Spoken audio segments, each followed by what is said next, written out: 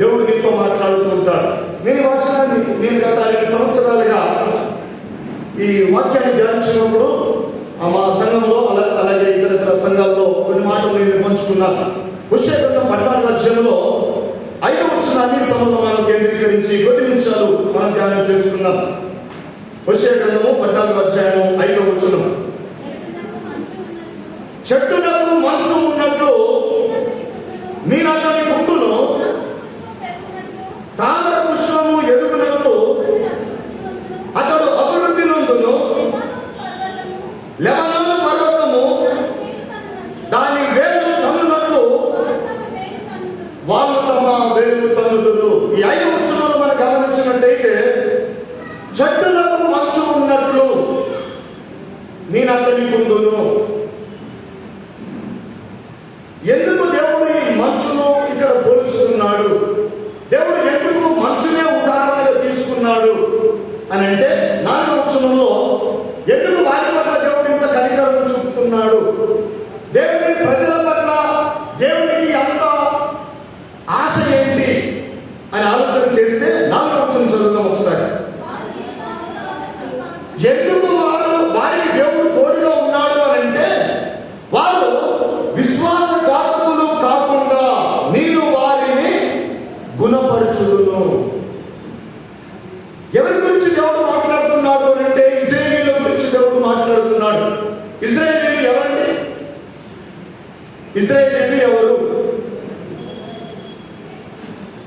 ఇశ్రాయేలీయులు ఎవరు? దేవుని ప్రజలు. ఇశ్రాయేలు అసలు పేరేంటి? యాకోబు.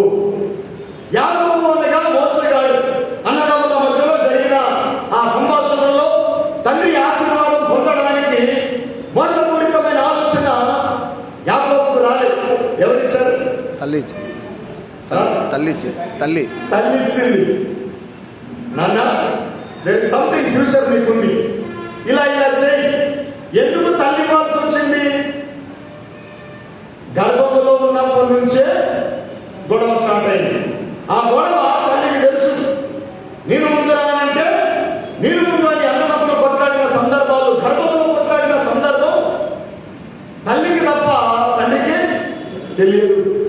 గర్భంలో శిశువు ఆడుతూ ఉంటే, తన్నుతూ ఉంటే, అలా బోధ చేస్తూ ఉంటే తల్లి ఎంత సంబరపడిపోతుందో, అదే కడుపులో ఇద్దరు ఉన్నప్పుడు ఇద్దరు తన్నుకుంటుంటే తల్లికి ఎంత ఆయాసం అవుతుందో.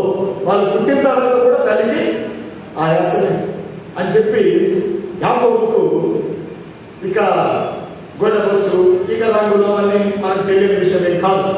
అక్కడ మోసగాడిగా ముద్రపడి తరువాత తన మామ దగ్గర ఊరికే వెళ్ళి జీతం చేద్దామని పోయాడు. పోతే వాళ్ళ మామ కూతురు నచ్చింది, ఆమె కోసం వేడేది చేశాడు. ఫస్ట్ తన ఉద్యోగం వేడేది చేశాడు, తను ఇష్టపడిన అమ్మాయి కోసం వేడేది చేశాడు. మామ అక్కడ మోసం చేశాడు. అన్నను మోసం చేస్తే అక్కడ మామ మోసం చేశాడు.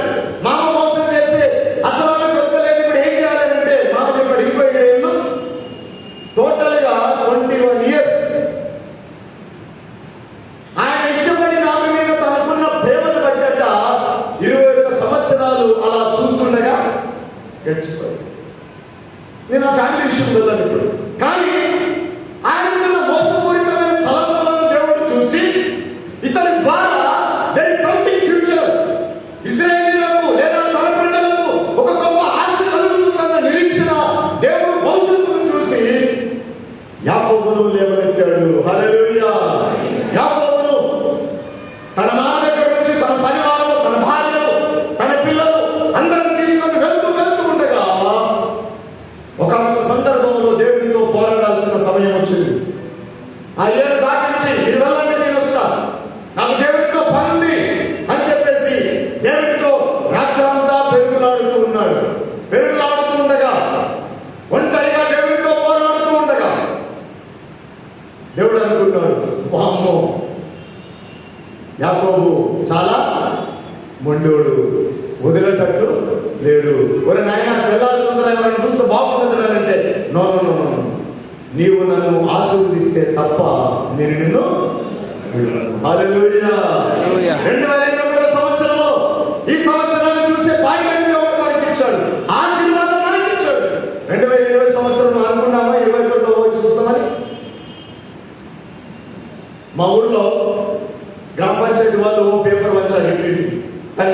తెలుసా? మా ఇంట్లో ఉన్నాం, మీరు మీ ఇంట్లో ఉంది, మీరు మా ఇంటికి రావద్దు, మీ ఇంటికి రాము అని గ్రామ పంచాయతీ వాళ్ళు కంప్యూటర్లో ప్రింట్ చేసి ఇంటింటికి అతికించారు. ఇంటింటికి ఇస్తే మా చర్చి గేట్ దగ్గర అతికించినండి. మేము మా ఇంట్లో ఉన్నాం, మా ఇంటికి మీరు రాదు, మీ ఇంటికి మేము రాము, కరోనాను జయించుదాం, చేతులు ఆడుకొని ఓలా చేసిన పాపాన్ని మనం చేతులు ఆడుకుంటూ అలా సాగుతుండగా అనుమానంతో బతికిన ఈ 2020 సంవత్సరం దేవుని కృప కనుక మన ఎడల లేకపోతే, నీ పట్ల నా పట్ల దేవుని ఉద్దేశం కనుక లేకపోతే ఈ 2020 సంవత్సరంలో నీవు నీ నుండి దేవుని ఆదరించగలం. కానీ దేవుడు అలాంటి యాకోబుతో పేరు ఉండగా, నాయనా నీ పేరేంటి అని అడిగితే ఏం చెప్పాడండి? యాకోబు. హల్లెలూయా. దేవుడితో కొట్లాడుతూ బాబు వదులురా, లేట్ అవుతుంది, తెల్లవారుతుంది, వద్దు అని అంటే నీ పేరేంటో అడిగాడు.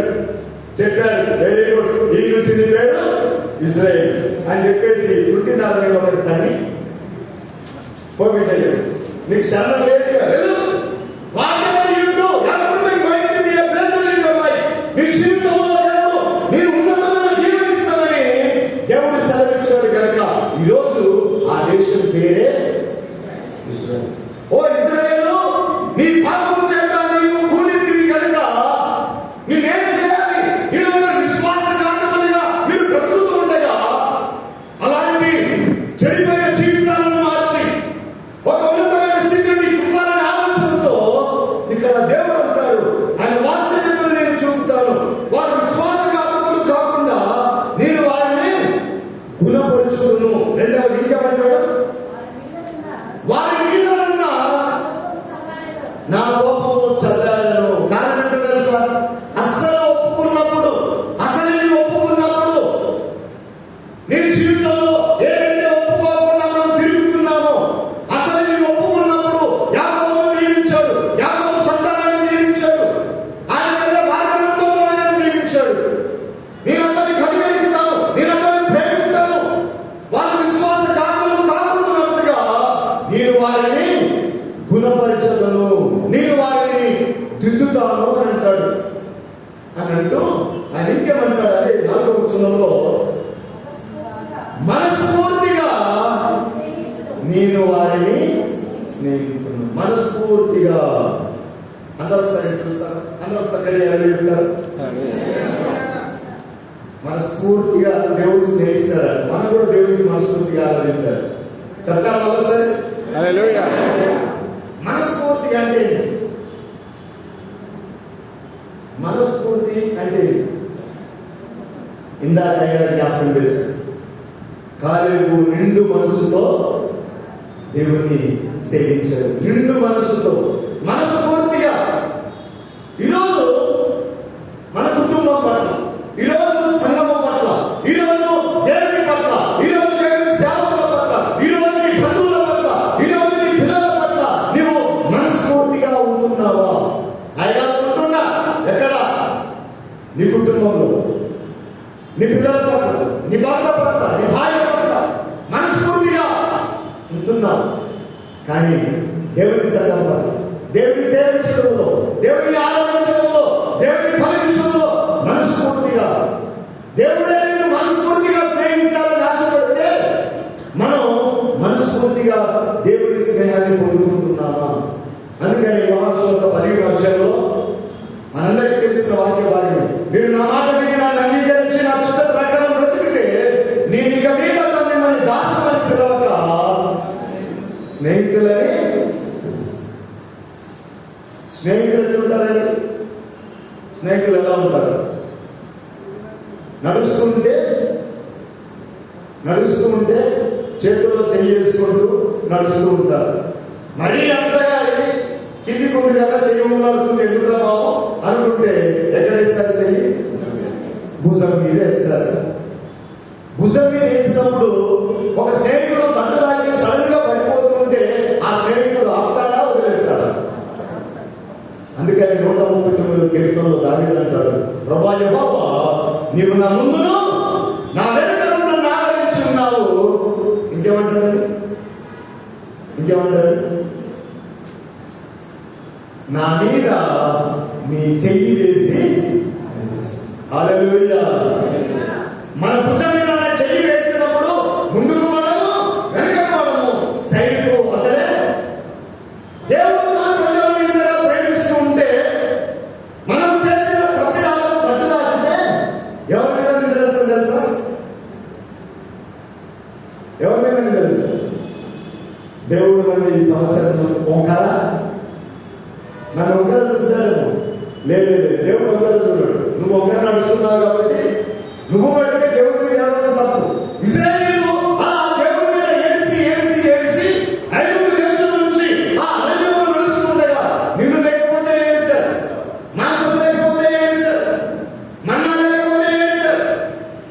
వాళ్ళు అడిగారా? ఇవన్నీ వాళ్ళు అడిగారా?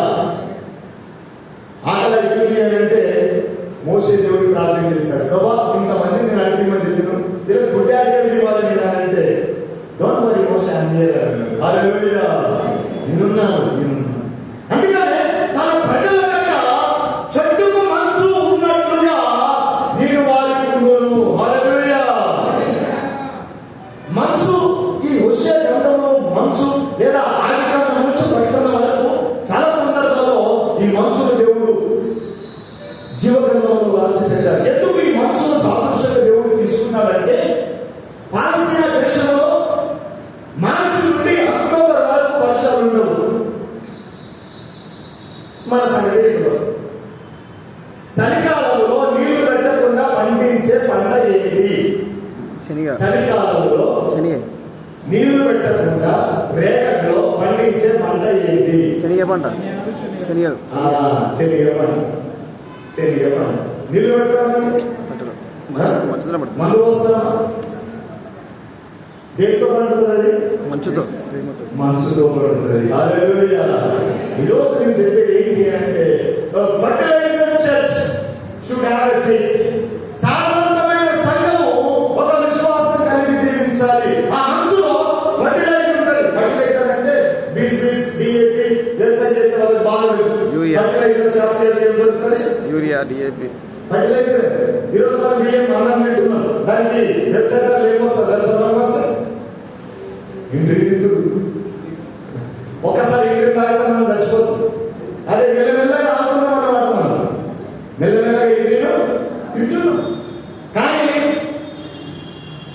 ఆ శనగ పంటలు అడవిలో మంచి మంచి పండ్లు పొలాలు దేవుడు చేశాడు.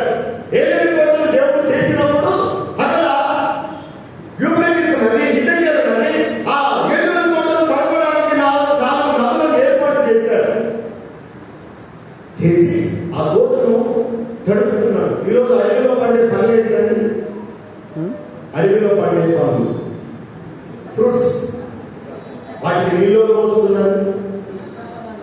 దానికి ఎవరైనా యూరియా, డిఏపి క్లినికల్ వేశారా? లేదు. ఆదికాండం 2వ అధ్యాయంలో దేవుడు అంటాడు, భూమిలో నుంచి దేవుడు ఆవిరిని పుట్టించి చెట్లను పోషిస్తున్నాడు. చెట్లకు మంచు తోడున్నట్లుగా మంచు ఒక ఫర్టిలైజర్. శనగ పంట ఎంత టేస్ట్ ఉంటుందండి. మామూలుగా శనగలు ఆ ధారలో పోయేటప్పుడు ఎప్పుడైనా బండి మీద కాలో పోతే అప్పుడప్పుడు మేము కనబడితే చెట్టు పెట్టుకొని తిందామని ఆలోచన చేస్తే డైరెక్ట్ తినగలవా?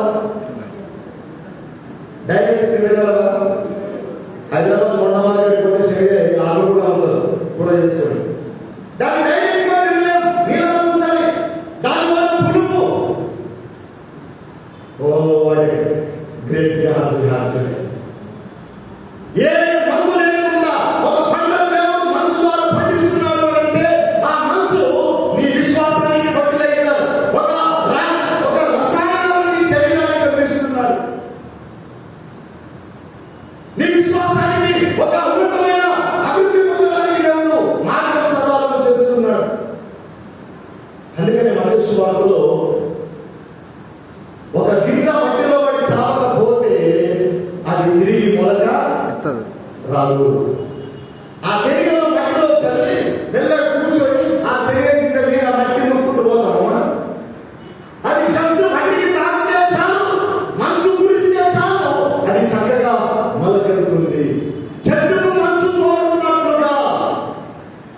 ఈరోజు మనుషులకు హార్ట్ అటాక్ రావడానికి గల కారణం ఏంటో తెలుసా?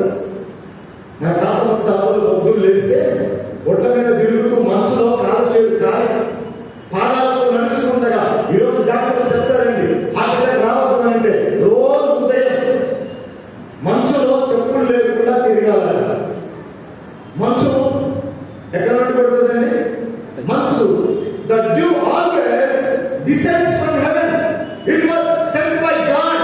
దేవుడు పంపించాడు. ఒక మాట చదువుతారండి అందులోనే హోషేయ గ్రంథం. దయచేసి అందులోనే 6వ అధ్యాయం 4వ వచనం చదువుతారు. 6వ అధ్యాయం 4వ వచనం. హోషేయ 6:4వ వచనం. యెహోవాను గూర్చిన జ్ఞానం సంపాదించుకొందాము రండి. హోషేయ 6:4. 3వ వచనం సార్. 3:4.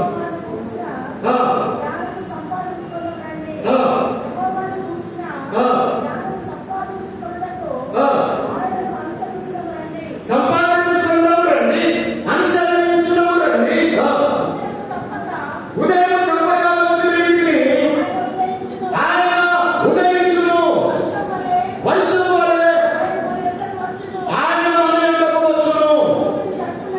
భూమిని తడుపునండి తొలకరి వర్షము, కడవరి వర్షము వలె ఆయన మన యొద్దకు వచ్చును. హల్లెలూయా. తొలకరి వర్షము, కడవరి వర్షము. సాధారణంగా చెరుకు ఏ కాలంలో పెడతారండి? ఎందుకు? మేఘంలో దేవుడు ఉంచిన నీళ్ళలో ఉన్న ఫెర్టిలైజర్ లేకపోతే అందులో ఉన్న సారవంతము దేంట్లో? ఇప్పుడు సాధారణంగా మనం దేనికి అలవాటు పడ్డాం తెలుసా? తాగే నీళ్ళకు mineral water. Bottle is general, bottle is mineral, bottle is general. Bottle మీద కిడ్నీ లేబుల్ వేసి అందులో ఏ వాటర్ వచ్చినా people recognize always label, not the water. Mineral water అలవాటు పడ్డారు. అసలు మినరల్స్ తీసేసి అంత వడగట్టి ఉత్త చెత్త తాగుతున్నాం. ఇప్పుడు అన్నా కూడా ఉత్త చెత్త అసలు కౌలునే పోతుంది. అసలు ఒకప్పుడు దమ్మర్ బియ్యం తిని ఆ నాయనాడు గట్టిగా ఉన్నది. ఇప్పటికీ ఇప్పుడు 15-20 దాకా బీపీలు, షుగర్లు. ఒక చెట్టుకు మంచు ఉన్నట్లుగా నీకు దేవుడు ఉండాలని వాగ్దానం చేస్తూ ఉండగా మనము లోకముతో పరిగెత్తుతున్నాం. తొలకరి వర్షము, అయ్యా దేవుని గురించిన జ్ఞానం సంపాదించుకుందాము రండి, ఆయనను అనుసరించుదాము రండి. ఆయన తొలకరి వర్షము, కడవరి వర్షము కురిపించువాడు ఆయనే. దేవుని ప్రేమైన వల్ల ఈరోజు మానవుడు ఏవేవో ప్రయత్నాలు చేస్తున్నారు. అందుకని పవిత్రుడు అంటాడు, దయచేసి 5వ వచనం చదువుతాం. చెట్టులకు మంచు ఉన్నప్పుడు నేను అతని కుందులో తామర పుష్పము పెరుగునట్లు వారు అభివృద్ధి. తామర పుష్పము చూసారండి ఎవరైనా? చెరువులలో తామరాలు కనబడతాయి. తామర పుష్పం. మా సొంతూరులో చెరువు ఉంది. ఆ చెరువులో ఉన్నప్పుడు ఈత కొడుతూ బాగా ఆడుకునే వాళ్ళు. ఆ తామర చెట్టు నీళ్ళు ఎంత పెరిగితే చెట్టు అంత ఎదుగుతూ ఉంటది. కింద పాము ఉంటది. ఆ ఆకు పైన మాత్రం అది నీళ్లు పోస్తే నీళ్లు ఆగవు. తామర పుష్పం ఎదుగుతున్నట్టు అది లోతులో ఉంటది, నీళ్ళలో ఉంటది, కానీ నీళ్ళంటకుండా బ్రతుకుతాయి.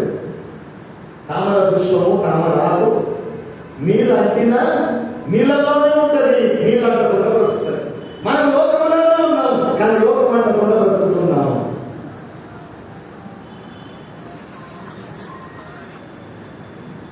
పొలంలో ఒడి ఎక్కేటప్పుడు అప్పుడప్పుడు ఈ కుమ్మరి పురుగులు అనేవి వస్తాయి. కుమ్మరి పురుగులు చిన్నప్పుడు ఆ కుమ్మరి పురుగులో మట్టిలో ఆడుకునేటప్పుడు మట్టి తీసి ఆ కుమ్మరి పురుగు బాగా పెరుగుతుందని చెప్పేసి దాన్ని దొరకబట్టి దాని చుట్టూ రేగకుండా చుట్టి గట్టిగా పెడుతుంది. ఒడి మీద పెడితే విత్ ఇన్ సెకండ్స్ లో అది బయటకు నాటదండి. లోకంలో ఉన్నాం, అయ్యాలో లోకంలో ఉన్నాం. ఎట్లా లోకంలో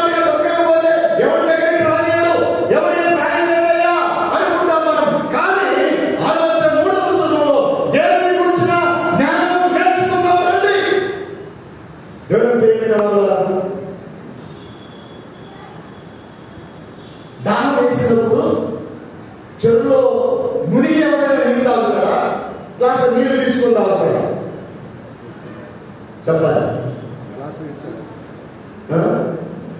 నీకు గ్లాసులు అవసరం నీళ్లు, కానీ శరీరంతో అవసరం లేదు. చెరువులో మునిగి ఒక గంట సేపు నీళ్ళు తాగుకుంటున్నాను. అప్పుడు 2 రోజులు నీ ఉన్నవాళ్ళు నాకు ఏడవలసి వస్తుంది. దేవుని ప్రేమ వాళ్ళ లోకంలో ఉన్నాను అయ్యాను, ఎట్లా లోకంలో ఉన్నాను బ్రదర్?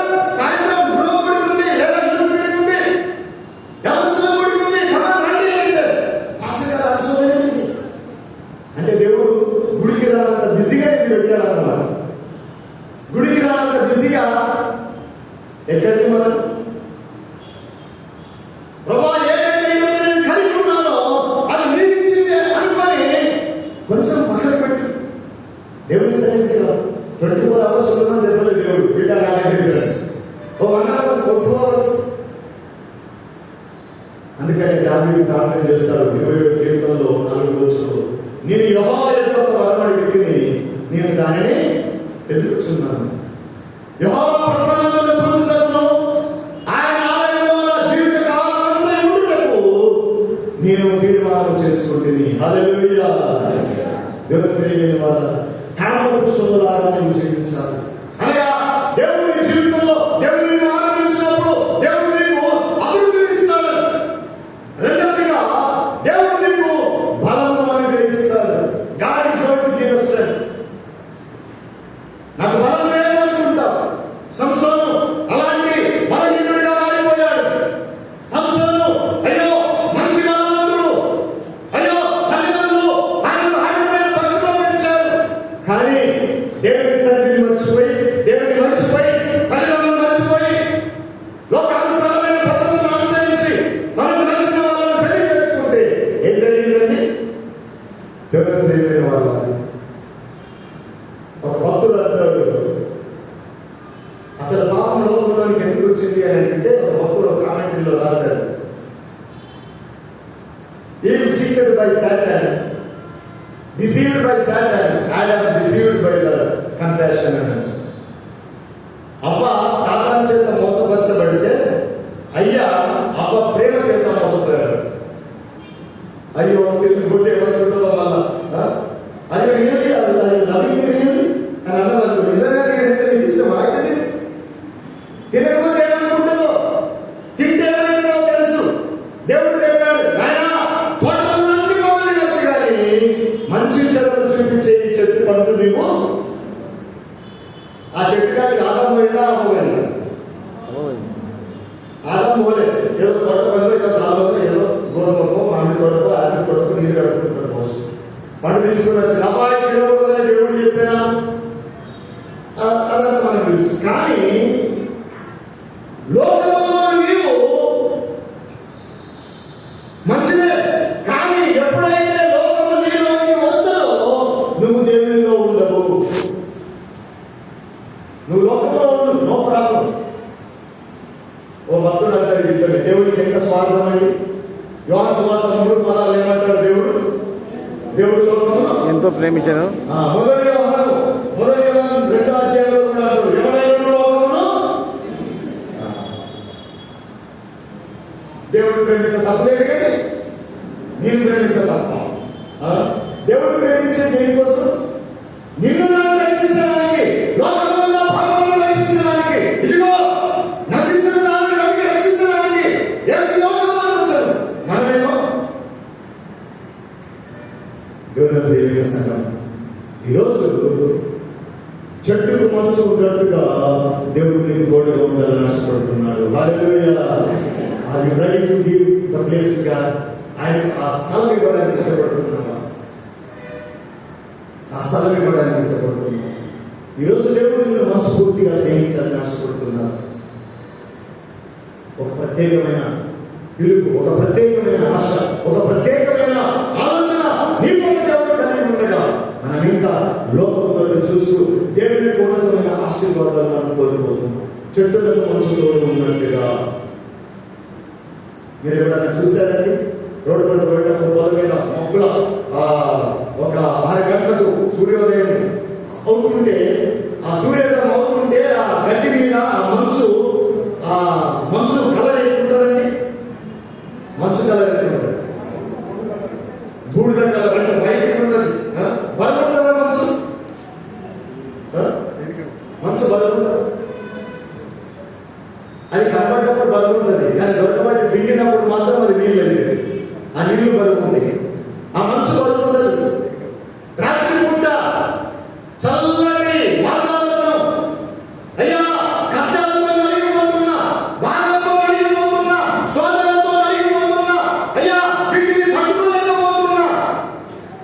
ఇప్పుడు ఎండాకాలం వస్తుంది ఇక బాగా వేడి తట్టుకోలేకపోతున్నారు బాబా. విండోస్ అంటే ఏసీ ఆడుతుంది, ఫ్యాన్ ఆడుతాయి, అయినా వేడి వేడి వేడి వేడి. అదే మధ్యరాత్రి 2-3 గంటలకు దుప్పటి ఆడుతుందని ఎక్కాల్సి వస్తుంది. కారణం ఏంటో తెలుసా? వేడితో బాధపడుతున్న నిన్ను ఆ మనసుతో దేవుడు నిన్ను తృప్తిపరచాలని ఆశపడుతున్నాడు. హల్లెలూయా. కష్టాలతో బాధపడుతున్న నిన్ను ఆ మనసు వలె ఒక రసాయనంతో కూడిన సారవంతమైన ఆశీర్వాదంతో నిన్ను దీవించాలని దేవుడు కోరుతున్నాడు.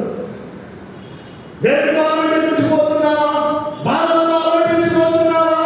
నిందలతో ఆలోచించిపోతున్నావా? దేవుడి సన్నిధిగా చెట్టుకు మనసు కోరుకున్నట్లుగా దేవుడు నిన్ను కాపాడాలి.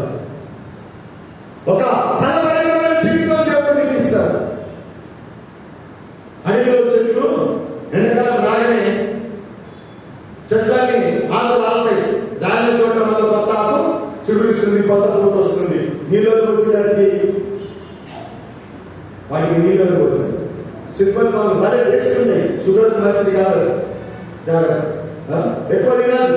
కానీ ఏ కాలంలో ఏ కాల సీజన్ బాగా చెప్తారు తినాలి, మంచి మందులు వాడని ఫలాలు ఏమైనా ఉన్నాయి అని అంటే అడవిలో పండే పండు తప్ప మానవుడు పండించే పండు మాత్రం ఎవడేం చేయలేదు.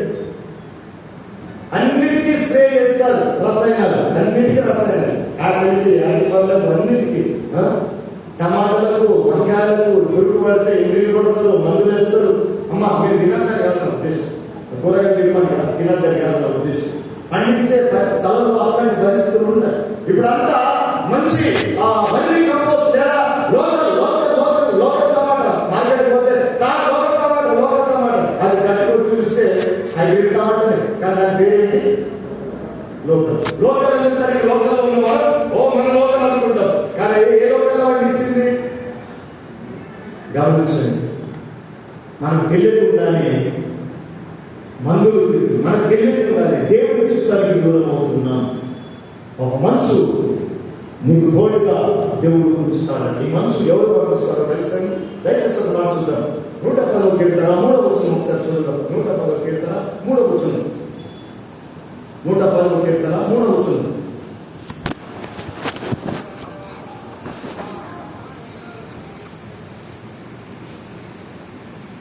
110వ కీర్తన అమ్మా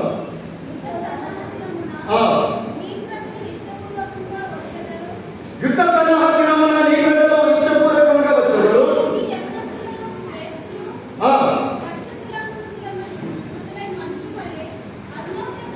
నీ యవనస్తులలో శ్రేష్ఠులు పరిశుద్ధాలంకృతులై మంచు వలె అరుణోదయ గర్భములో నుండి నీ యొద్దకు వచ్చెదరు. మంచు వలె యవనస్తులట, మంచు వలె.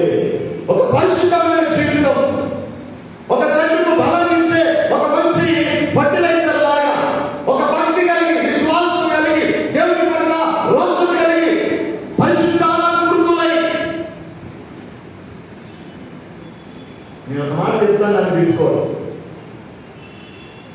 ఇర్మియా గ్రంథంలో ఒక మాట ఉంది, నేను చెప్పాను. ఇర్మియా గ్రంథంలో ఒక మాట ఉంది. పెళ్లి కుమార్తె తన ఆభరణములను ఎంతమంది తెలుసు? ఇర్మియా గ్రంథం ఒక మాట చదువు. ఇర్మియా గ్రంథం 2వ అధ్యాయం 32వ వచనం చూద్దాం. కన్యక తన ఆభరణములను మరచున తీసారంటే కన్యక తన ఆభరణములను మరచున పెళ్లి కుమారి తన ఒడ్డాలను మరచున నా ప్రజలు లెక్కలేని దినములు నన్ను మరచి ఉన్నారు. వామ్మో వామ్మో. చెట్టునకు మంచు తోడున్నట్టుగా బిడ్డ నీకు తోడుంటా అని అంటే కన్యక తన ఆభరణములను మరచున పెళ్లి కుమార్తె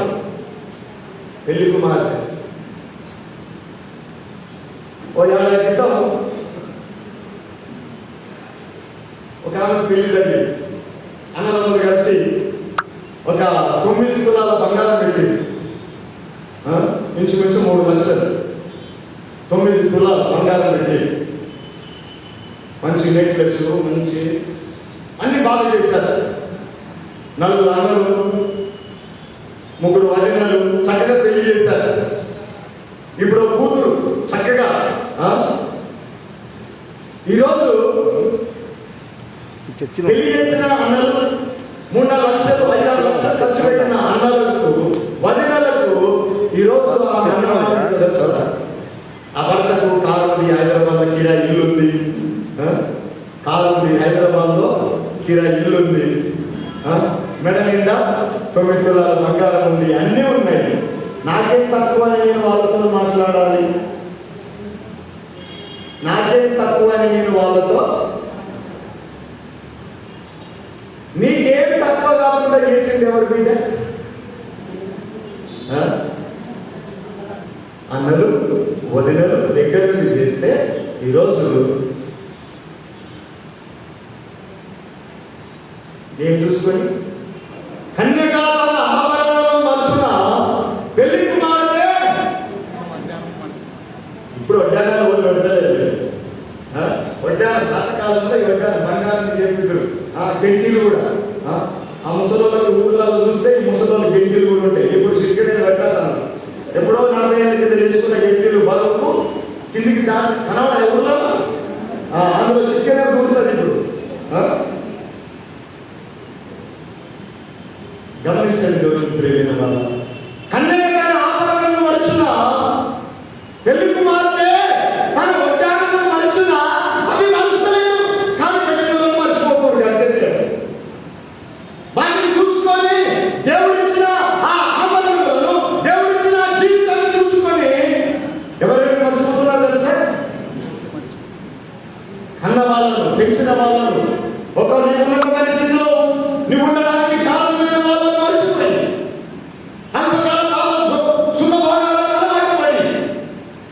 మర్చిపోయి బ్రతుకుతున్నారే.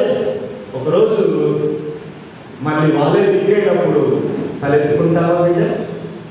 తలెత్తుకుంటావా?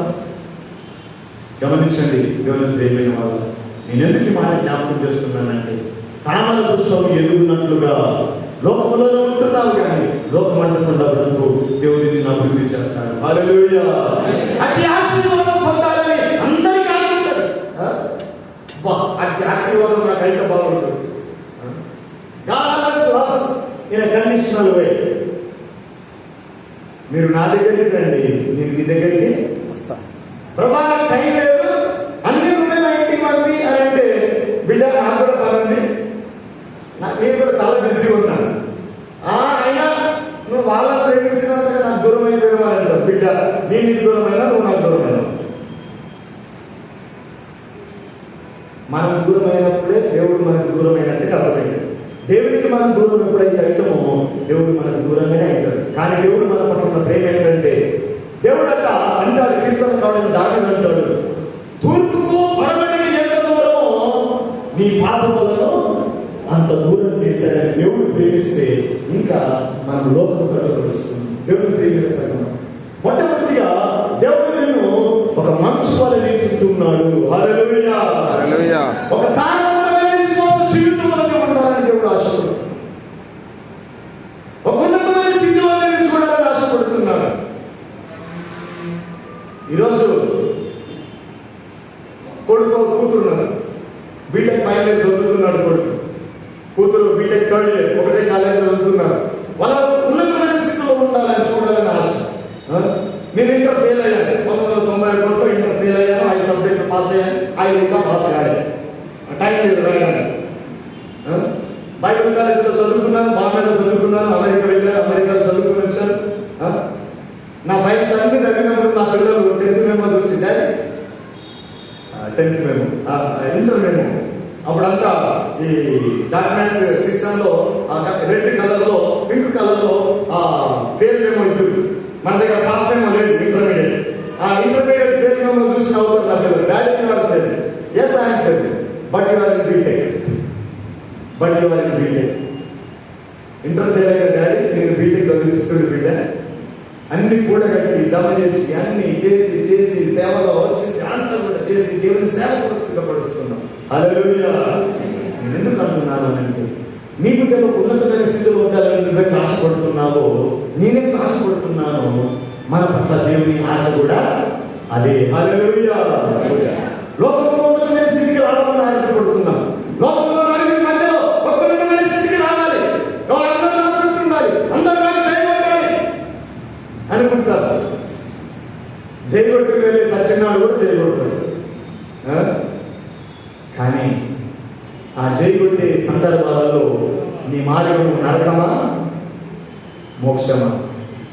అందుకే దేవుడు నీకు తోడుగా ఉందని ఆశపడుతున్నాను. మొదటిగా నేను అభివృద్ధి పరుస్తాను. చెట్టుకు మంచు తోడు ఉన్నట్లుగా ఆ శరీర పంటకు ఎంత తోడు, ఆ ఒక మందు లేకుండా ఒక మంచి విత్తనాలను దేవుడు ఇస్తున్నాడు.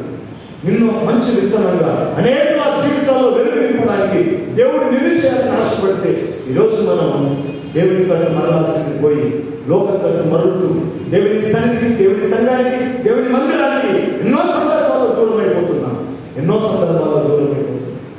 కాబట్టి దయచేసి ఉదయకాల సమయంలో మంచు తోడుగా ఉన్నట్టుగా ఆదికాండంలో చూస్తే, నిర్గమకాండంలో చూస్తే, సంఖ్యాకాండంలో చూస్తే, మోషే వాళ్ళకి అన్నం లేనప్పుడు, మోషే ప్రార్థన చేసినప్పుడు మంచు వలె దేవుడు దేని కురిపించాడట? మన్నాను కురిపించాడు. హల్లెలూయా. ఆ మన్నా ఎక్కడ ఉండాలో తెలుసా? అన్ని రిఫరెన్స్ చదివేటంత పరిస్థితి మనకి ఇప్పుడు లేదు, టైం లేదు. మనందరికీ తెలిసిన వాక్య భాగాలు సంఖ్యాకాండంలో అంటాడు దేవుడు, నిర్గమకాండంలో అంటాడు, అరణ్యంలో మన్నా వలె. ఒరే బాబు, ఏ రోజు ఆ రోజు కూర్చుకోండి చాలా అంటే కొంతమంది వాళ్ళని ఇప్పుడు ఏమన్నా తెలుసా? మన తెలంగాణ భాషలో ఏమన్నా తెలుసా? అగడుగుతో ఉంటారు కొంతమంది. ఆ భాష ఇంకా కొంచెం తెల్లారిసరికి ఏమైంది? పురుగులు పడి దేవుడేమో ఈరోజు రాత్రిగా కూర్చోండి అంటే దేవుడిని అనుమానించి, ఏమిస్తున్నాడో దేవుడు ఉన్నప్పుడే ఎదుర్కోవాలనుకున్నారు, ఉన్నప్పుడే గాలి వచ్చినప్పుడే ఎగవస్తాలనుకున్నారు. ఎగవస్తుడు ఏమైంది? పురుగులు పట్టి తెల్లారిసరికి కంపు వాసన సంఖ్యాకాండంలో ఉంది. తెలుస్తారు, చదువు చూడండి తర్వాత. అప్పుడు దేవుడు మరలా ప్రతిరోజు ఎన్ని సంవత్సరాలు పోషించారండి? ఎన్ని సంవత్సరాలు? 40 సంవత్సరాలు. Oh what a great love of God towards his people. ఆయన ప్రజల పట్ల ఎంత ప్రేమ చెప్పులనగలేదు.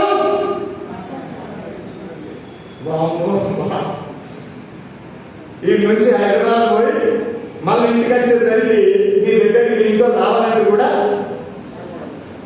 కొంచెం భయం. భయం అంటే కరోనా భయం కాదు, చెమట, తప్పు, వాసన.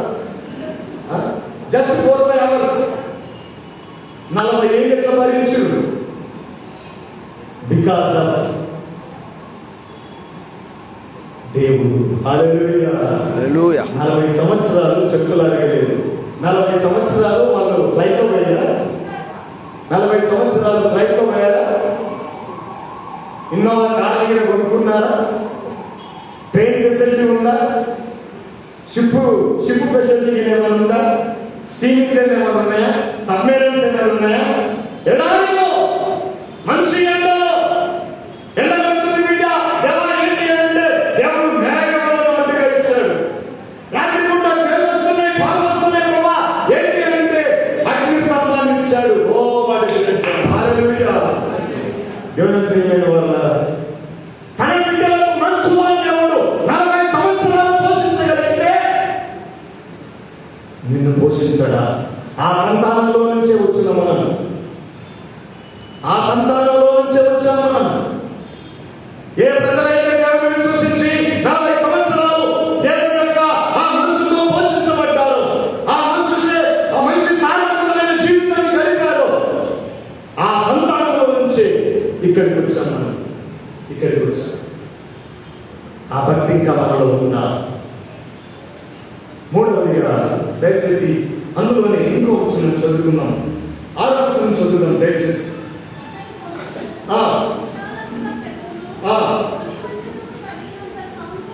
ఒలీవ చెట్టుకు కలిగినంత సౌందర్యము దానికి కలుగును, లెబానోనుకున్నంత సువాసన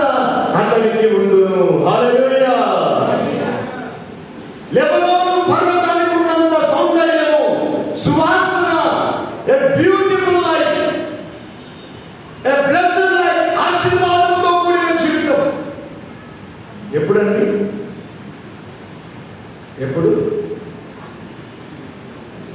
చెట్టుకు మంచు తోడు ఉన్నంత కాలము నీకే బాధ ఉండదు. హల్లెలూయా. ఆయన నీకు తోడుగా ఉన్నంత కాలము నీ కాలు బెనకలు, నీ చీలమంటలు వెనుకలు. నిన్ను కాపాడువాడు కునుకడు, నిద్రపోడు. హల్లెలూయా. అలాంటి సమయంలో దేవుడు అంటాడు, నీకు సౌందర్యాన్ని కలిగజేస్తాడు. వృద్ధాప్యంలో వలట వృద్ధులు మొగ్గు వేయురట, మొగ్గ పెడతారట. మళ్ళీ ముసలితనంలో మళ్ళీ యవనస్తుల వారు ఉంటారు. కారణం ఏంటంటే యవనో పుష్పం వలె, హెర్మోన్ పర్వతం వలె మంచి సౌందర్యము. ఎంత గొప్ప భాగ్యం దేవుని బిడ్డలకు దేవుడు ఇస్తూ ఉండగా ఇంకా లోకం తట్టు, పాపం తట్టు, పనికి మారిన దాని తట్టు ఈరోజు పరిగెత్తుతున్నా.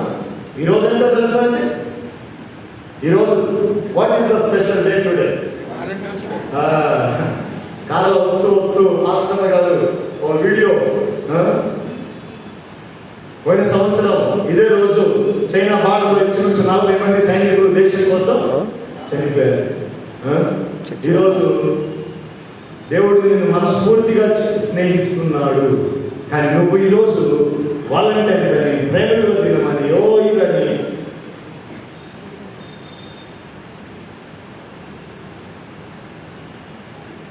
మనిషి యొక్క మైండ్కు వైరస్ ఎక్కింది బాగా. ఏమొచ్చిందండి? కంప్యూటర్కి వైరస్ వస్తే ఏం చేస్తారు ఆయన?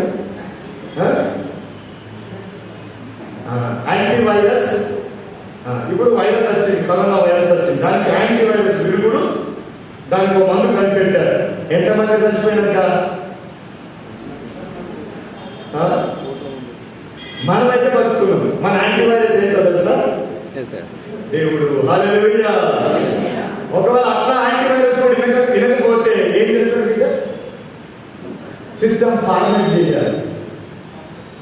సిస్టమ్ ఏం చేయాలి? అందులో ఉన్న శక్తి అంతా తీసేసి మళ్ళీ వేయాలి. మరి మనలో నిండిన శక్తి అంతా పోవాలంటే ఎట్లా? మనలో నిండిన శక్తి అంతా పోవాలంటే ఎట్లా? నేత్రాశ అనే చెత్త, శరీరాశ అనే చెత్త, జీవకుడము అనే చెత్త. మా ఊళ్ళో ఈ గవర్నమెంట్ వాళ్ళు చెత్త తీసుకుపోయేటప్పుడు ట్రాక్టర్కు మ్యూజిక్ పెట్టి, ఆ ట్రాక్టర్కు వస్తుంది, అమ్మా రండమ్మా రండమ్మా రండమ్మా అని. ఎంత పండు వచ్చింది? తడి చెత్త, పొడి చెత్త, తడి చెత్త, పొడి చెత్త వేరు చేసింది అమ్మ. ఫస్ట్ విన్నప్పుడు నాకు అర్థం కాలేదు. నేను ఎక్కువ ఆంధ్ర వైపు తిరుగుతూ ఉంటాను. తడి చెత్త, పొడి చెత్త అంటే ఏమో. పొడి చెత్త అంటే అర్థం ఏంటో తెలుసా? అతితో రాయలసీమలో మాట్లాడతారు పొడి చెత్త. ఆ ఫస్ట్ విన్నప్పుడు నాకు అర్థం కాలేదు. అట్లా చాలా రోజులు విన్నాం. తడి చెత్త, పొడి చెత్త. ఆ ట్రాక్టర్ రోడ్డుకి ఉంటుంది, ఎక్కడ చర్చి ముందు రోడ్డు ఉంటుంది. ఆ రోడ్డు పంట పోయేటప్పుడు ఆ వెంట మీద నిలబడి చూస్తున్నా.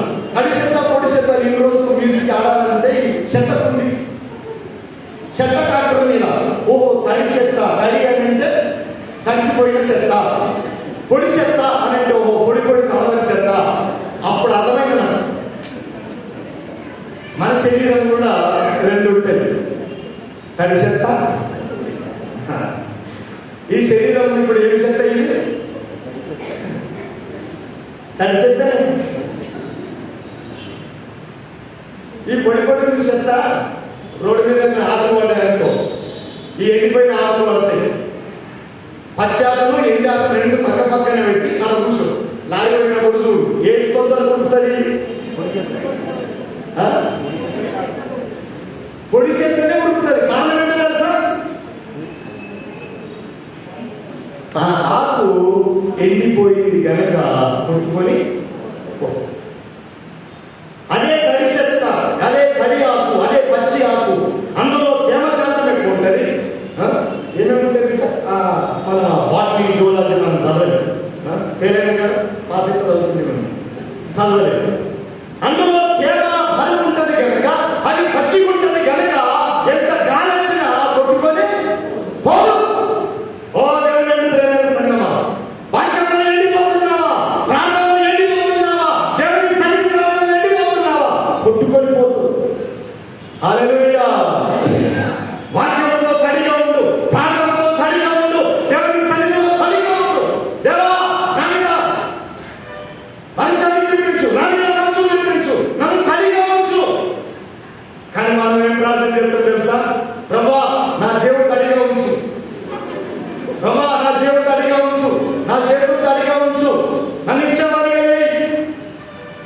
తెగ ప్రార్థన చేస్తావు, కానీ నువ్వు ఇస్తున్నావా? పొడి చెత్తగా మారిపోతే కొట్టుకొని పోతాం. ఇప్పుడు ఎట్లుండాలి? మనం తడి చెత్తగా ఉండాలి. రోడ్డు పడ్డ మనకి చెత్త ఉంటే వెళ్ళిపోయిన ఈజీగా కొట్టుకొని పోతుంది. నువ్వు వెళ్ళిపోతున్నావా? ఈ సంవత్సరం ఒక్కసారి జ్ఞాపకం చేసుకో. దేవుడు నీకు సౌందర్యాన్ని ఇస్తున్నాడు, దేవుడు నీకు ఒక అందాన్ని ఇస్తున్నాడు, ఐశ్వర్యాన్ని ఇస్తున్నాడు, అన్ని రూపాల్లో దేవుడు నిన్ను కాపాడుతున్నాడు. అయినా నేత్రాశ, శరీరాశ, జీవు డమ్మంతో వాటిని ఆశించి పొడిచెత్తగా మారిపోతున్నాడు తప్ప తడిచెత్తగా మారట్లేదు. అందుకని అక్కడ అంటాడు 6వ వచనంలో, అతని కొమ్ములు విశాలంగా పెరుగును. హల్లెలూయా! అతని కొమ్ములు విశాలంగా పెరుగును. ఊర్లలో అమ్మ ఇంచుమించు అంతా ఊర్లలోకి వచ్చిన వాళ్ళు గుమ్మడి చెట్టుని ఎంతమంది చూసి, గుమ్మడి కాయలు, గుమ్మడి తీగ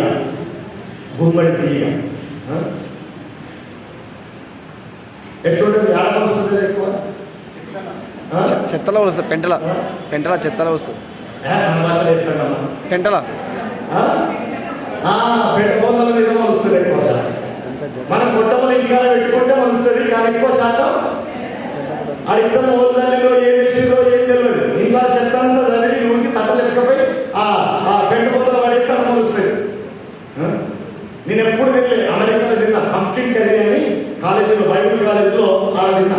మళ్ళా చిన్నగా తినలేదు. ఆ గుమ్మడి కాయ ఎంత పెద్ద ఉంటుందండి? సైజ్ బాగానే ఉంటుంది. ఒక ఆయన అనుకున్నాడట, భగవాన్కు అమలమయ్య అన్నాడు. అరే మనిషి కింద కూర్చొని, మనిషి కింద ఉంటుంది, కాయలేమో చిన్న, దాని కింద ఎండలో వైపు వచ్చి దాని కింద పడుకున్నాడట.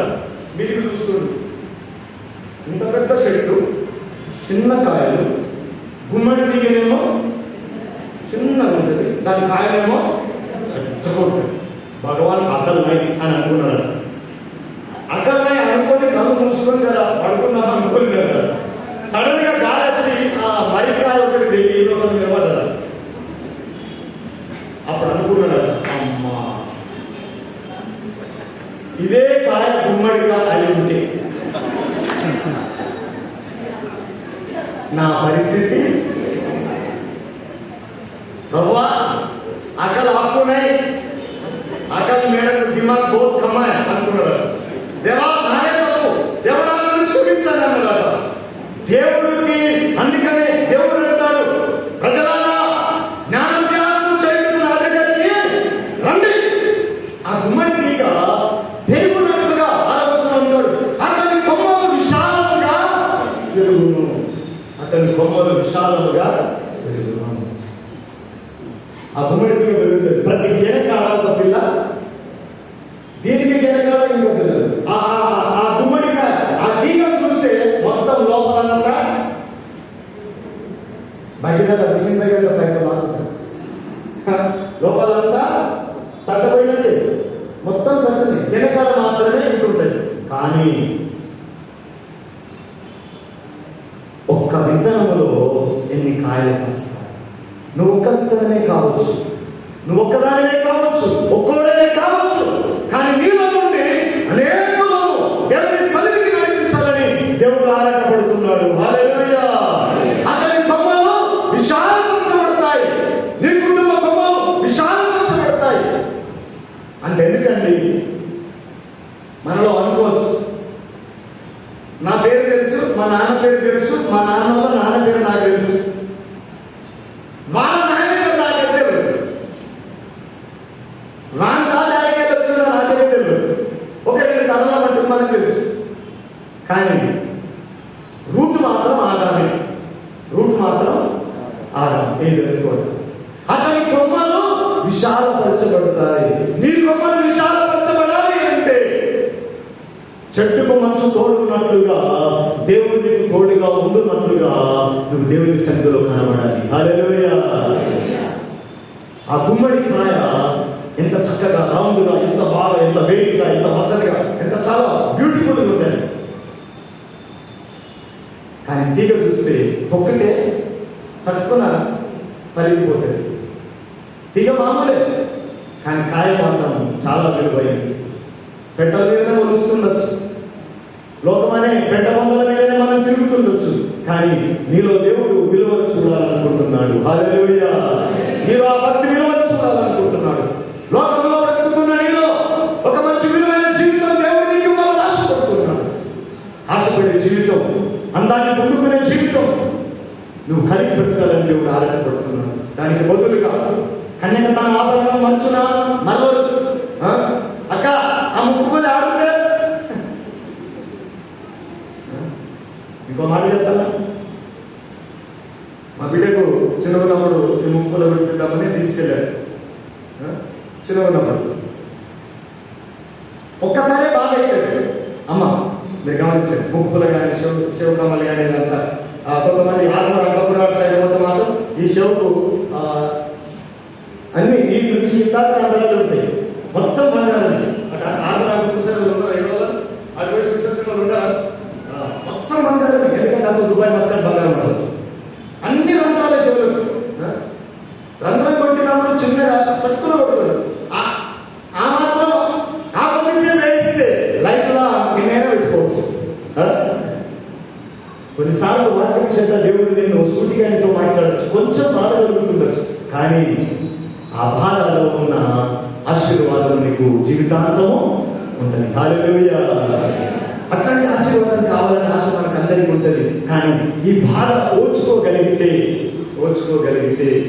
అయ్యో ముక్కు కదా అవసరమైన షాప్కి వెళ్ళి ముక్కు కుట్టిపోయాలి, షో కుట్టిపోయాలి, తల్లిదండ్రులు ఎంతగానో ఆనందపడతారు. భవిష్యత్తులో బిడ్డకు బంగారం అది ఇది అత్తగారికి పంపేయాలని ఏం పెట్టి మీ అత్తగారు వాళ్ళ మాటలు వాడుకొని ఉండాలని తల్లిదండ్రులు ఏమేమో ఆశపడి పోయి వచ్చిన తర్వాత ముక్కు కుట్టిపిస్తే బిడ్డ అన్నారు. మీ బిడ్డలకు పోయి మేలు వచ్చినాక పెళ్లికి ఒక 15 రోజుల ముందు ఈ ముక్కు కుట్టిపోయడానికి వదులుకోండి. వస్తారా? చిన్నగున్నప్పుడే. అందుకని మొక్కై వంగనిది రానే. విశ్వాస యాత్రలో నువ్వు మొక్కగా ఉన్నప్పుడే సిద్ధపడు. అందుకని కీర్తనకాడు అంటాడు మొదటి కీర్తనలో, దుష్టుల ఆలోచన చొప్పున నడవక, పాపుల మార్గంలో నిలవక, అపహాసకులు కూర్చుంటే చోటున కూర్చుండక, యెహోవా ధర్మశాస్త్రము దివారాత్రము ధ్యానం కావించుచు దాన్ని ఆనందించువాడు అట్టివాడు నీటి కాలువల యువలను నాటబడిన ఆకు అడగదల బలం చచ్చు. హల్లెలూయా! నీటి కాలువల ఎదుట నాటబడిన మొక్క, ఈ వాక్యపు వెలుగులో నాటబడి మొక్కలాగా నీవు ఉండాలని దేవుడు ఆశపడుతున్నాడు. హల్లెలూయా! ఆ సౌందర్యము ఆశీర్వాదము దేవుడు నీకు ఇవ్వాలని ఆశపడుతున్నాడు. చివరిగా ఆ 7వ వచనాన్ని మనం చదువుకున్నాం.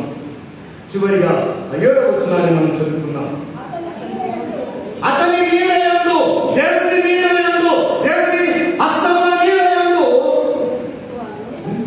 నివసించువారు మరణివంతులు ధాన్యము వలె, వారు తిరిగి వంతులు ద్రాక్ష చెట్టు వలె, వారు వికసింతులు లెబనోను ద్రాక్షారసము వాసన వలె వారు పరిమళింతురు. ఇక్కడ గమనించినట్లయితే ఫ్రూట్ఫుల్ లైఫ్, ఒక ఫలభరితమైన జీవితం దేవుడు నీకు ఇవ్వాలని ఆశపడుతున్నాడు. ఈ సంవత్సరం ఫలభరితమైన జీవితం. మక్క చెట్టు ఒక్క మక్కకి చేస్తే ఎన్ని కప్పులు రావాలని దురాశ ఉంటుంది మనకు. ఆ సీడాలు కూడా చెప్తారు, సార్ మా సీడు కొనకపోండి 3 కప్పులు చూడండి అంటారు. ఆ మక్కెక్కులు తీసుకొని ఒకటి వేస్తే అవి 3 అన్నాడు, కానీ ఒకటి పెట్టి నాకు ఆ ఒక్కటి వచ్చిన కలర్ కూడా వెంకపాయంతో వదిలిపెట్టుకుంటున్నాను. దేవా 3 రాకుండా రాకపోయి ఒకటే గింజ కదా నేను వేసింది, ఒక కంటికి అట్లీస్ట్ 250 గింజలు ఇచ్చినాడు కదా, తిరుగుతుంటారా మనం? ఉంటుందా? దురాశ దుఃఖానికి ఏమి తిందుమో ఏమి తాగుదుమో అని గ్రహించుకోండి. కానీ పరలోకమందున్న మీ తండ్రి అదిగో ఆకాశం వైపు చూడండి, పిచ్చుకలను చూడండి, అవి విత్తము పరమందున్న మీ తండ్రి అలాంటి వాడే యోల యావలను పోషిస్తుడు. అమ్మ ఆ వచనంలో మనకు తెలుగులో చెప్తున్నా. పరమందున్న మీ తండ్రి వాటిని వేటిని అక్షరాలు. ఆకాశ పక్షులను మన అయ్యా వాటిని పోషిస్తుండగా మనల్ని పోషించాలా బిడ్డ అని అర్థం. హల్లెలూయా. అలా పోషించబడాలి అంటే నీటి కాలువల యోలను నాటబడిన చెట్టు. ఇర్మియా గ్రంథంలో అంటాడు, వెట్ట కలిగిన చింతనుండదు, కాపు మానదు. హల్లెలూయా. ఎండగొట్టిన చింతనుండదు, కాపు. గమనించండి దేవుని ప్రేమిన వాళ్ళు, దేవునితో సాహసం కలిగి మనం బ్రతుకుతే ఒక ఫ్రూట్ఫుల్ లైఫ్, ఫలవంతమైన జీవితాన్ని దేవుడు నీకు నాకు అనుగ్రహిస్తాడు. చివరిగా ఒక మాట చెప్పి నేను ముగిస్తాను. మన ఇళ్లలో బయట ఈ మధ్య అంతా 2 BHK, 1 BHK, 5 BHK ఇష్టపడుతున్నాం. ఒకప్పుడు 1 BHK ఉండే ఇళ్ళలో. కానీ కుటుంబం ఉమ్మడి కుటుంబాలు, 4 కొడుకులు, ఒకటే కుటుంబం, ఉమ్మడి సంసారం అంతా బాగుండే. ఆ దినాల్లో బయట ఇంటి దగ్గర ఆ మోరు నీళ్ళలో ఒకటి పెరుగుతుండే. ఏంటి ఈ పడుకున్నాయి మోరి నీళ్ళతో పెరిగేది మన ఇళ్ళ దగ్గర ఏమంటారు చెప్పండి?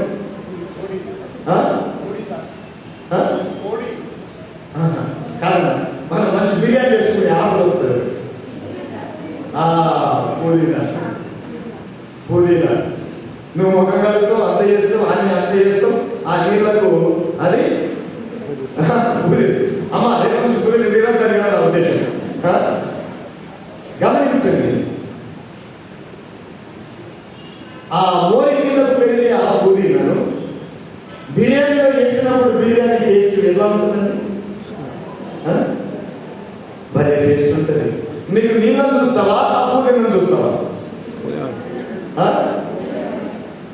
ఫలాన్ని చూస్తావా, ఫలాన్ని పండించిన స్థలాన్ని చూస్తావా?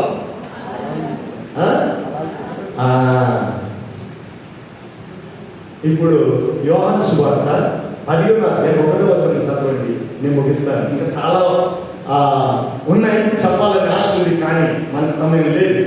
యోహాను సువార్త 10:1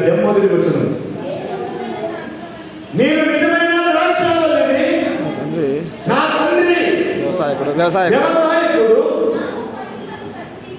నాలో ఫలింపని ప్రతి తీగను ఆయన తీసి పారవేయును. హల్లెలూయా. నాలో ఫలింపని ప్రతి తీగను ఆయన తీసి ఫలించాలి అంటే బిడ్డ మారు మనసు పొందు, తిరిగి నా దగ్గరికి రా, నా జ్ఞానం నేర్చుకో, నా యొక్క విశ్వాసం కలిగి జీవించు. అప్పుడు చెట్టుకు మంచు తోడున్నట్టుగా నేను తోడుగా ఉంటాను. తామర పుష్పము నీళ్ళలో ఉన్నా నీళ్ళని మంచి టేస్ట్ ఇస్తుంది. తామరకాయ తినాలని తామర గింజలు పట్టుకొని తినాలి. తామరకాయ పచ్చిగా ఉన్నప్పుడు బాగా టేస్ట్ ఉంటుంది. తినాలి తెలుసా? టేస్ట్ తెలుసా? మీరంతా పల్లెలో పట్టణంలో ఉన్నట్టు భలే టేస్ట్ ఉంటుంది. మీరు చిన్న ఉన్నప్పుడు తామర గింజ ఎండిపోయిన తర్వాత బండకేసి రాసి వెనక పక్కకున్న పోరాడాలు ఉంటే వాళ్ళ తోట మీద కాళ్ళ మీద ఏ మీద పెడితే అది కూడా వానికి అంత వేడి గడ్డ వస్తుంది. ఆ వేడి అంత గట్టుకుంటుంది కాయ. నేనేమంటాను అంటే నా తండ్రి మంచి వ్యవసాయకుడు, ఆయనలో ఫలించని ప్రతి తీగను తీసి ఆయన పారవేసినందుకు కాదు దేవుడు నిన్ను చేసింది, అగ్నిలో పడేయడానికి కాదు దేవుడు నిన్ను సృష్టించింది. నీకు మంచి తోడున్నట్టుగా ఆయన తోడుగా ఉంటాడు. నీలో మంచి ఫలాలు చూడాలని ఆశపడుతుంటున్నాడు. అందుకని 2 ఒక్కసారి 2 మనం చదువుకున్నాం. 2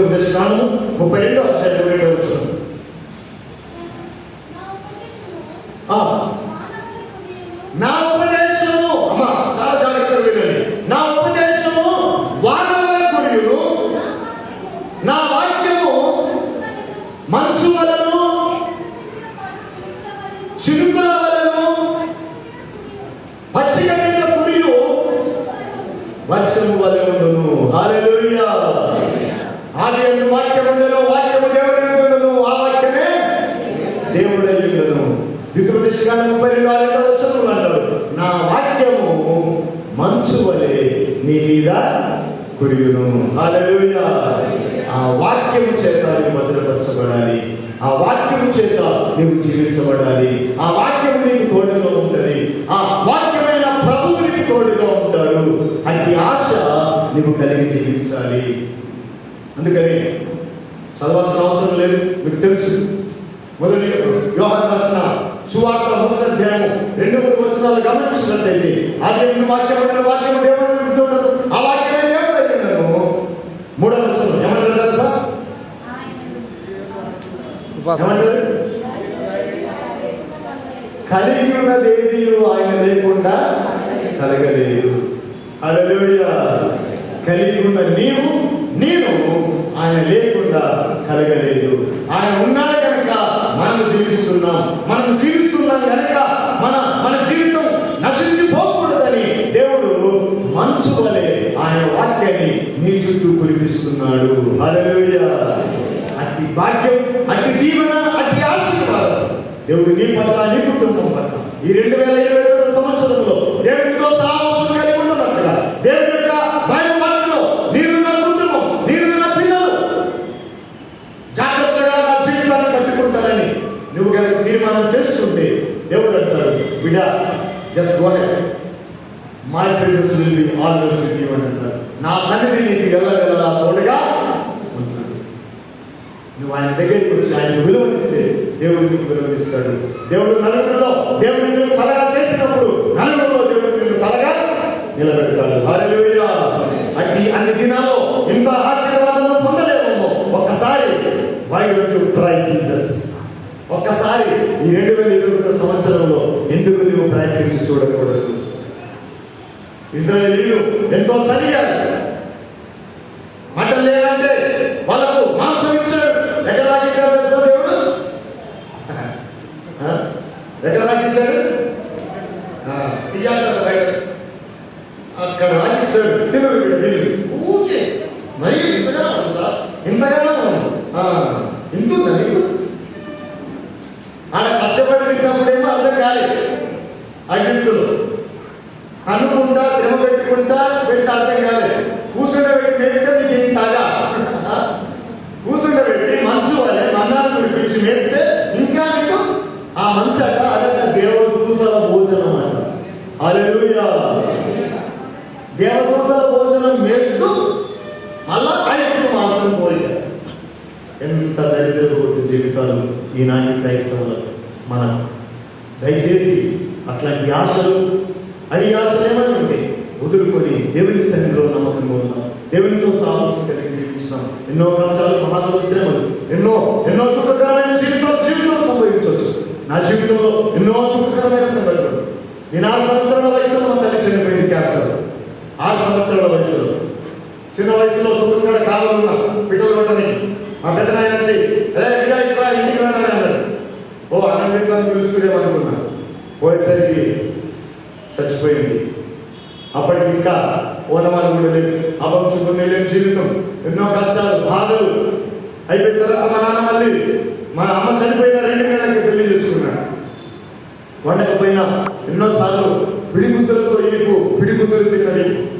ఎన్నో కష్టాలు. మా అమ్మ కొందరి దగ్గరికి పోయి ఏడిసేవాళ్ళు రాత్రులు. మా నాన్న వాళ్ళ అక్క అక్కడే మా ఊరు పక్కన ఉంటుంది. వాళ్ళు అప్పుడే దేవుడిని నమ్ముకున్నారు. వాళ్ళ ఇంటికి వెళ్ళారు. వాళ్ళని తీసుకెళ్ళి వాళ్ళ ఇంటి దగ్గర పెట్టుకొని చదివిస్తున్నారా. సండే స్కూల్కి వెళ్తూ వాళ్ళ వాక్యం నేర్చుకుంటూ దేవుని సన్నిధిలో బ్రతికారు.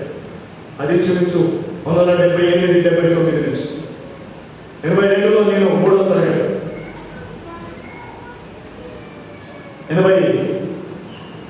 83వ సంవత్సరం అనాథాశ్రమంకి వెళ్ళిన తర్వాత నమ్మి బాప్తిసం పొంది దేవుడిలో జీవించడం నా ఆత్మీయ యాత్ర ఆరంభించారు. మా మేనబావులు ఉన్నప్పుడు ఎన్నో కష్టాలు, బాధలు, ఎన్నో శ్రమలు. ఆ వయసులో నీ లెక్క రాకపోతే కూడా కొట్టిన సందర్భాలు. 4-5 కిలోమీటర్లు. ఇప్పుడు మిషన్ పగిలినప్పుడు లేదు. ఎక్కడో నీళ్ళు వస్తే నల్ల వస్తే అక్కడికి వెళ్ళి మోసుకొచ్చేది. నాకు ఎన్నో కష్టాలు. అనాథాశ్రమం చదివాం. ఎన్నో బాధలు. గవర్నమెంట్ హాస్పిటల్లో చదువుకున్నాం. ఫీజు కట్టడానికి డబ్బులు లేక ఇంటర్ ఫెయిల్ అయితే డబ్బు కట్టడానికి ఆ ఫీజు కట్టి లాస్ట్ పాస్ అయ్యే మంచి స్థితికి వద్దాం అనుకున్నాం. అయినా రాలేదు. తల్లిదండ్రుల ప్రేమను చూడలేదు.